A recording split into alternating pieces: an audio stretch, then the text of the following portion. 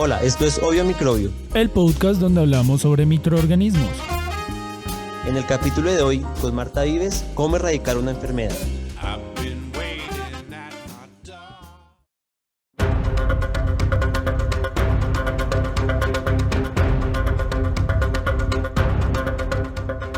Bienvenidos todos a esta nueva temporada de Obvio Microbio.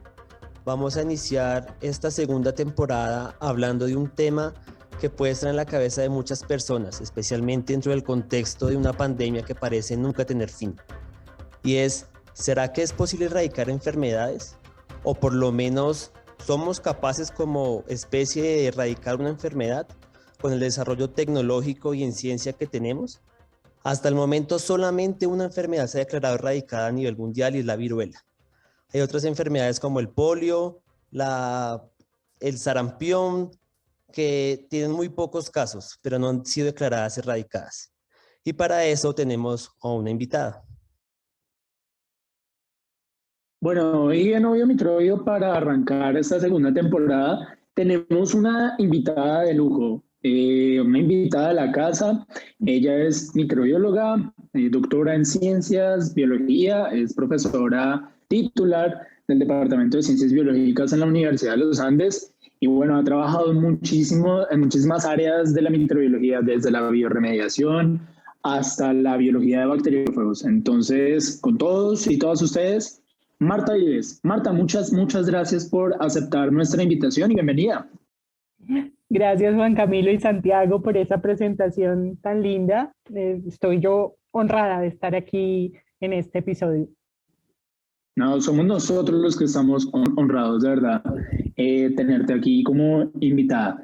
Bueno, entonces, como veníamos contándoles, pues bueno, parece que esta pandemia del COVID parece nunca acabar. Ya desde hace unos meses hay vacunación, la gente está acudiendo a los sitios de vacunación, y esto quizás con la esperanza de en algún momento dejar un poco en el pasado al COVID-19, o por qué no, erradicarlo. Pero entonces, como en todo en esta pandemia, siempre hay dos puntos de vista: el de los científicos, el de los profesionales en salud y el de las personas del común y corriente.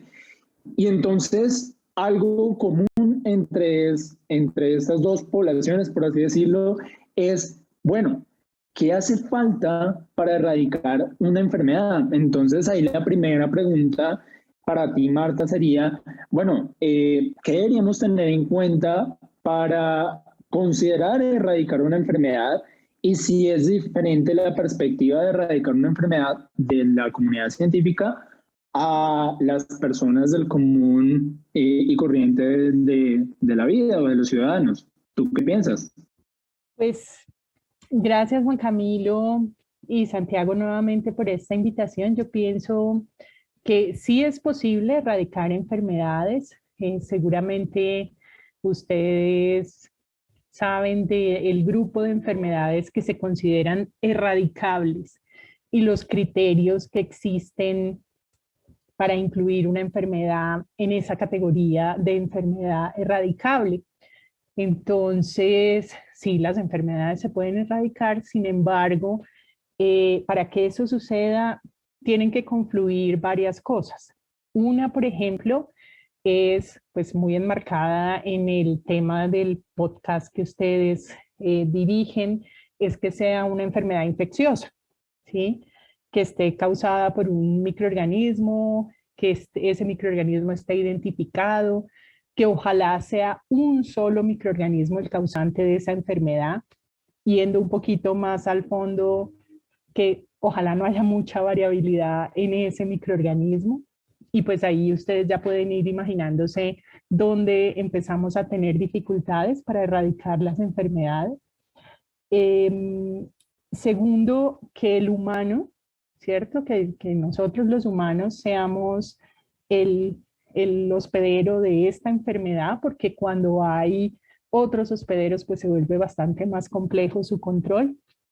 Que haya tratamientos o vacunas efectivas disponibles para controlar la enfermedad.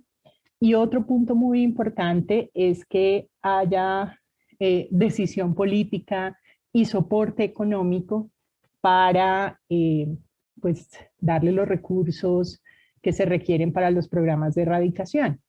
Entonces, una cosa es eliminar una enfermedad que normalmente hace referencia a eliminarla de una zona geográfica muy definida. La definición de erradicación es que en realidad ya no hayan casos en todo el planeta de esta enfermedad.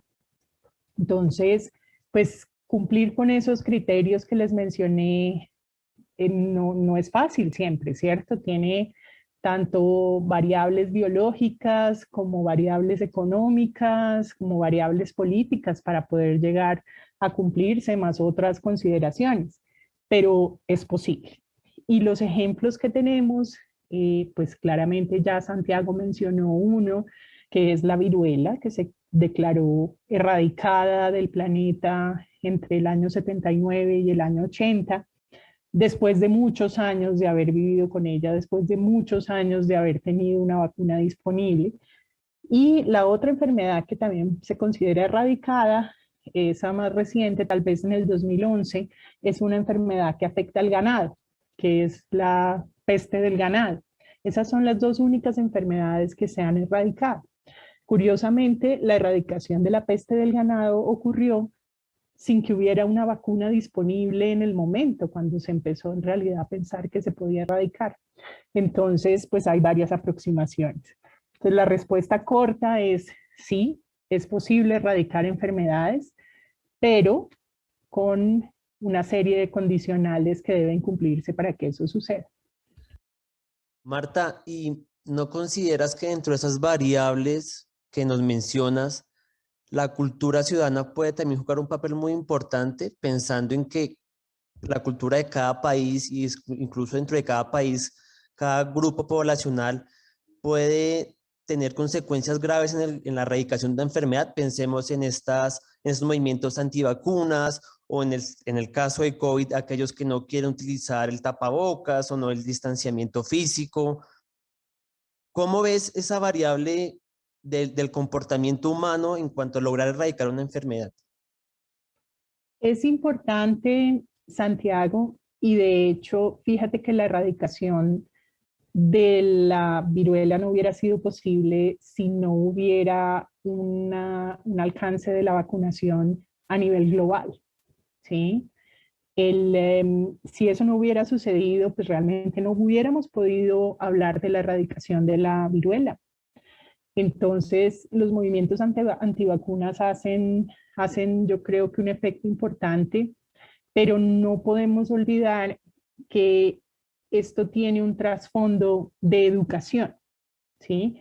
Entonces, cuando les hablaba de temas económicos y de la importancia que para la sociedad finalmente tenga erradicar o no erradicar una enfermedad, pues ahí se conjugan un montón de factores complejos. Si yo logro tener una población lo suficientemente educada para entender las implicaciones de vacunarse o no vacunarse, de usar el tapabocas o no usar el tapabocas, o si ya en el caso de estar en medio de una epidemia o de una pandemia, no se utilizan los recursos adecuadamente para educar a la población para enfrentar esta situación específica. Y además, para soportar a la sociedad que tiene que cumplir ciertas restricciones derivadas pues, de la infección y de la pandemia, pues va a ser imposible, ¿cierto? O sea, no es posible contener a alguien que tiene que salir necesariamente para ganar el sustento del día. Y yo creo que pues todas las implicaciones que hemos visto que ha tenido los efectos de nuestra pandemia se derivan de eso, de las desigualdades y de la imposibilidad de un sector grande de nuestra población de quedarse en aislamiento voluntario. Entonces, el asunto es que todo está mezclado, ¿no? Y cuando hay tantas cosas que se conjugan, puede ser difícil entonces controlar cualquiera. Sí, claro, y la variable digamos, de la población y de cómo entienden las personas una enfermedad y una pandemia, pues claramente es muy importante.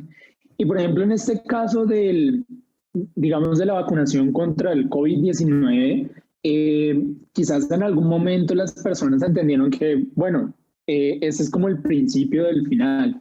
Si se vacunan, entonces eventualmente va a desaparecer el virus. Pero realmente si nos vamos a lo que nos están diciendo desde las farmacéuticas, también desde líderes de opinión, es que la vacunación contra el COVID-19 sobre todo evita que la gente se enferme de gravedad, que la gente termine en una UCI o que pues terminen en muertes o en un aumento de muertes. Pero entonces ahí de pronto la gente se podría preguntar, eso, digamos, como el evitar que aparezcan más, digamos, más fases graves de la enfermedad, ¿cómo ayudaría a erradicar a esta enfermedad? Pues el punto, Juan Camilo, es que tenemos que tener nuevamente en consideración ciertos aspectos de la biología misma del virus, ¿cierto? En este caso, claro, es un agente infeccioso, pero es un agente infeccioso que hasta ahora estamos empezando a conocer, ¿sí? No teníamos noticia de este virus sino hasta hace un par de años. Entonces, hasta que no entendamos muy bien cómo cambia, cómo va mutando, cómo va cambiando su capacidad de reproducción o su capacidad infectiva o cómo surgen nuevas variantes, ese es un punto que hay que seguir investigando, ¿cierto? Y por otro lado, tenemos como ejemplo a la influenza, ¿sí? Con la influenza llevamos pues viviendo como humanidad cientos de años y la influenza es una enfermedad que efectivamente puede matar muchas personas cada año. Tenemos vacunas disponibles, tenemos algunos tratamientos, ¿cierto? Y convivimos con ella, ¿sí? ¿Por qué no se ha podido erradicar? ¿Sí? ¿Por qué influenza no se ha podido erradicar? Por la naturaleza misma del virus, ¿sí?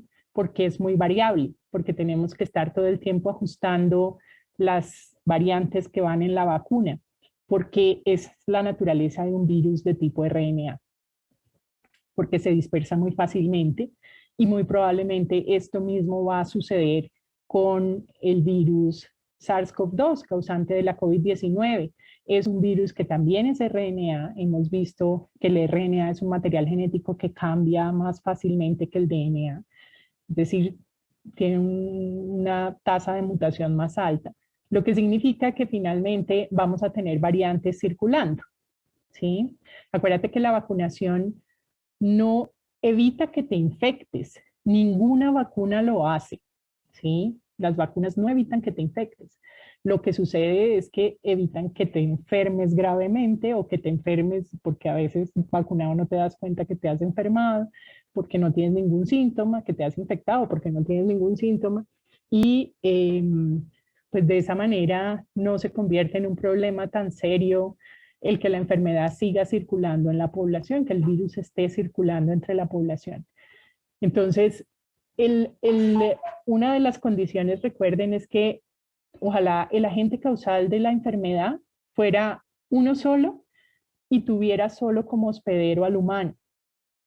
Y con este virus en realidad todavía no hemos podido entender cuál fue el hospedero original. Sabemos que debió salir de algún animal, pero no se ha podido identificar con certeza. Y eso también hay que seguirlo investigando para poder intentar controlarlo también en donde está esa fuente natural.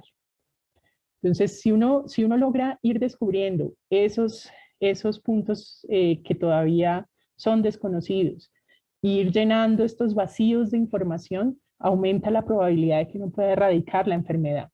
Pero todo eso pasa por los estudios, por la investigación y pues también por la comprensión de los métodos en la investigación. Y la sociedad yo creo que necesita entender cómo es que funciona la investigación para poder validarla y para poder darle la importancia que requiere y que finalmente se le den los recursos que se necesitan. ¿Contesté tu pregunta con esto? Sí, sí, claramente. Hay cosas importantes de lo que dices y es precisamente que la ciencia es algo que se va construyendo con el tiempo.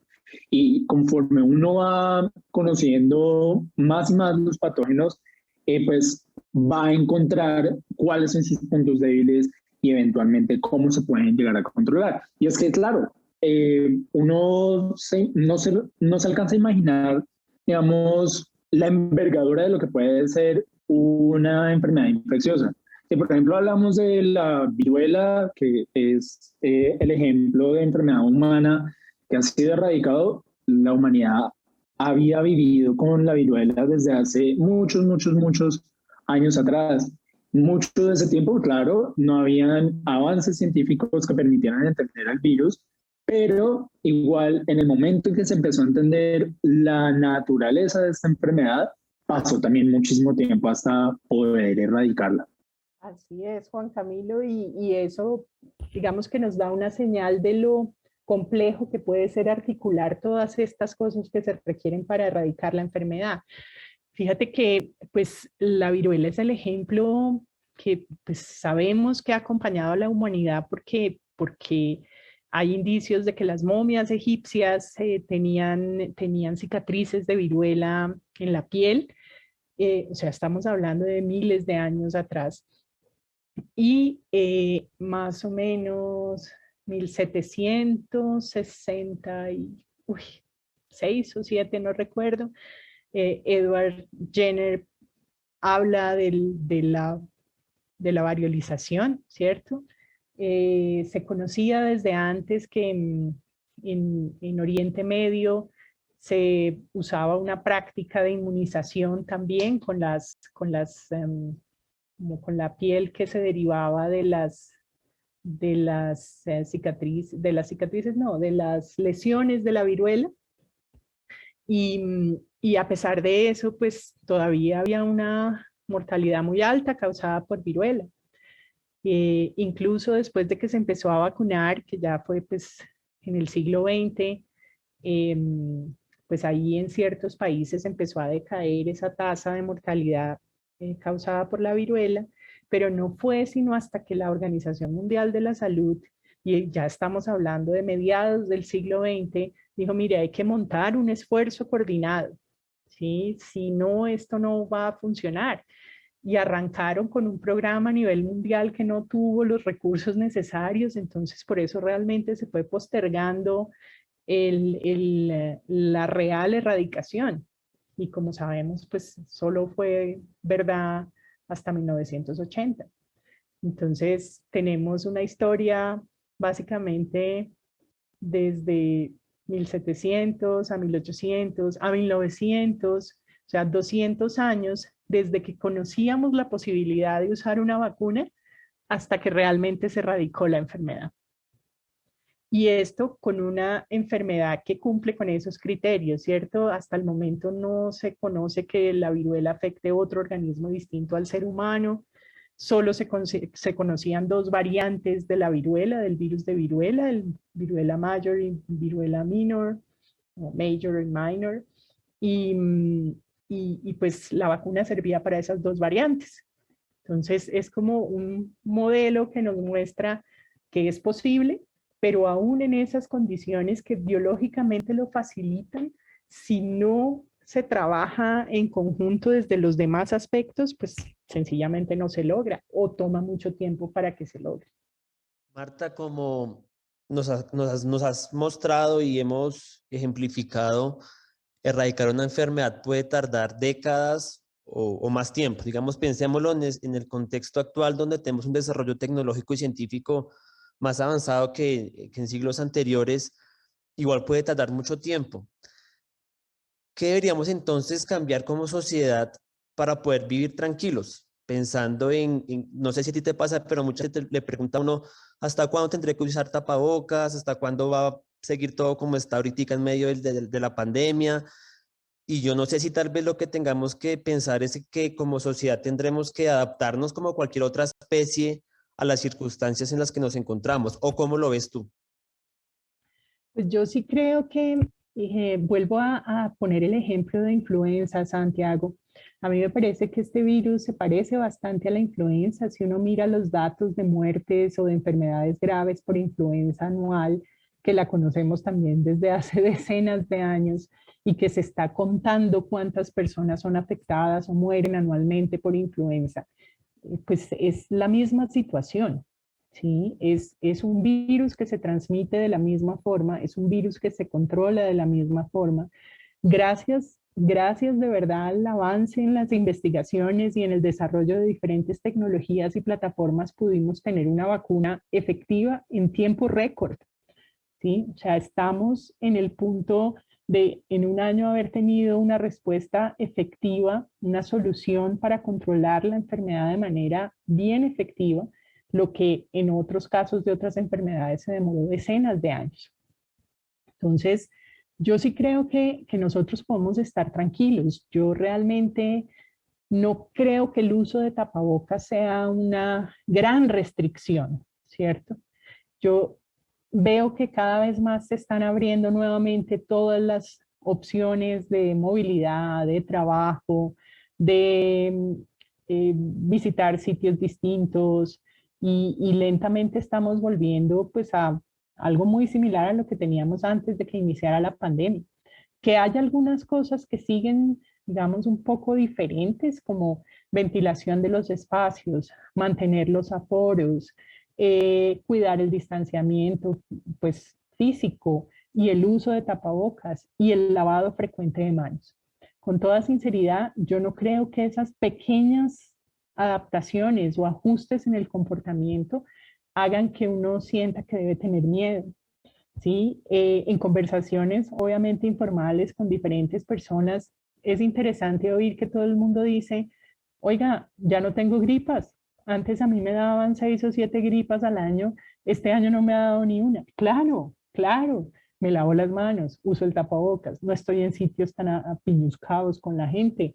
Y son medidas que realmente benefician la salud, no solamente pensando en el coronavirus, es pensando en cualquier enfermedad infecciosa que puede volverse una epidemia o un brote o una pandemia en el peor de los casos, generada por el hacinamiento, ¿sí? Entonces, mi mensaje es que podemos estar tranquilos. Ahora, ¿cuándo podremos realmente dejar de usar el tapabocas? Probablemente cuando ya alcancemos la tan nombrada inmunidad de rebaño. En este momento en el país apenas estamos llegando al 50% de la vacunación. Entonces, para las variantes además que se reportaron últimamente, es probable que esa inmunidad de rebaño se alcance por encima del 90% de la inmunidad, ya sea natural o por vacunación. Entonces, pues, si se necesita una fecha, pues cuando alcancemos esa inmunidad de rebaño será la fecha. Y pues los estados, todos en todo el mundo están haciendo esfuerzos grandes por tratar de llegar a esos números. Yo sinceramente sí creo que los que conocemos cómo funcionan los microorganismos, tenemos el deber de comunicar que puedes estar tranquilo, ¿sí? Todos podemos estar tranquilos, conservando esas precauciones y esos pequeños cambios en el comportamiento que realmente no generan nada dramático, ¿sí? Yo creo que podemos estar tranquilos. Sin duda alguna, digamos, el dejar atrás, por así decirlo, aunque no es correcto afirmarlo de esa manera, pero superar una enfermedad infecciosa toma tiempo. Pero hay esperanzas, como nos acaba de contar Marta. Y pues bueno, yo creo que con eso nos queda un mensaje muy, muy grande de esperanza y que lo que hay que seguir haciendo es, pues nada, seguirse cuidando. Marta, muchísimas gracias por habernos aceptado la invitación. Fue un gusto enorme tenerte en este capítulo de Obvio Microbio.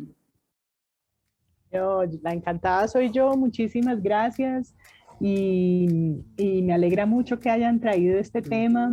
Es un tema obviamente en el que hay puntos por discutir, pero en general yo pienso que precisamente la ciencia lo que debe hacer es generar espacios de discusión para poder llegar a acuerdos basados en la evidencia.